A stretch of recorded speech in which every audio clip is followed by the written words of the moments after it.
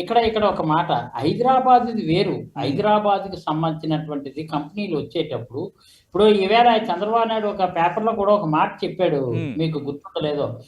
నేనే అక్కడ మైక్రోసాఫ్ట్ అది అక్కడ తీసుకొచ్చింది హైదరాబాద్, తీసుకొచ్చింది hi-tech city. Hello hello hi-tech city hi-tech సిటీయే కాకుండా నేను అప్పుడు ఏంటంటే అక్కడ సాఫ్ట్వేర్ కంపెనీ తీసుకొచ్చేటప్పుడు డేటా సెంటర్ కాదు డెవలప్మెంట్ సెంటర్ కావాలి రావాలని చెప్పేసి ఆ రోజు గౌరవ రాజశేఖర రెడ్డి గారు ఉండేటప్పుడే ఎన్నో సంస్థలకు అవకాశం కలిగించారు అక్కడ.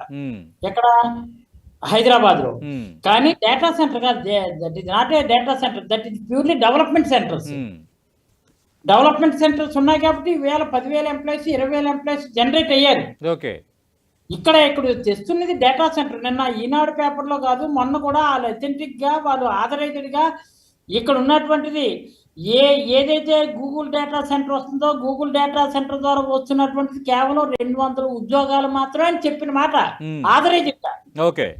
ఈ రోజు మీరేం చెప్తారు, 1,00,000 ఉద్యోగాలు వస్తాయి, 1,50,000 వస్తాయి. ఓ అమ్మా వస్తే హ్యాపీ, మా అంత హ్యాపీ ఫీల్ అయినా లేరు, మా ప్రాంతం డెవలప్ అవుతుందని స్వాగతిస్తాం.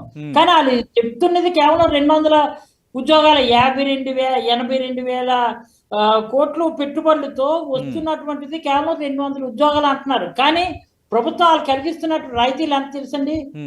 ప్రభుత్వం వాళ్ళకి ఇస్తున్నటువంటి రాయితీలు అయితే అసలు చెప్పలేని 22,000 కోట్ల పైన